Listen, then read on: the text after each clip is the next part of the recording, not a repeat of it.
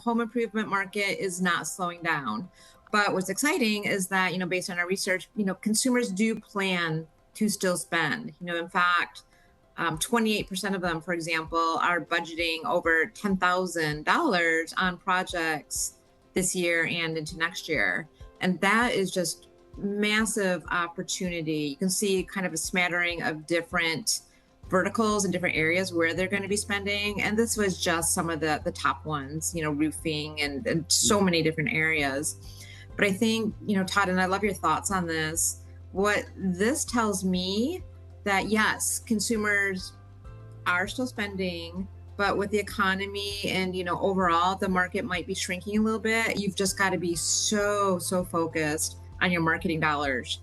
And it's just more important that you know where you're putting your marketing dollars and who you're putting them towards in order to get those results back. Yeah, that's right.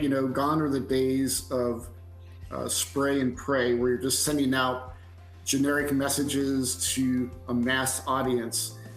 Here you can, as you said, we definitely found in the report that individuals are still looking at investing in their home, and there is a level of urgency in multiple places that we saw, but it's how do we identify them? And for example, roofing, you can see over 30% are planning to do that in the next 3 years.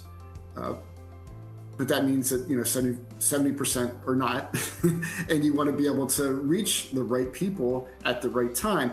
But one I wanted to point out, because I think it lays a little bit of a foundation for the lens that we want to look at some of this data in consideration, have considerations for.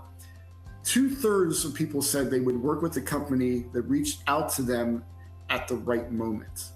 So, it's that element of when you overlay that data point with what people are planning to do over the next 3 years, it's that aspect of need and timing that really jump out.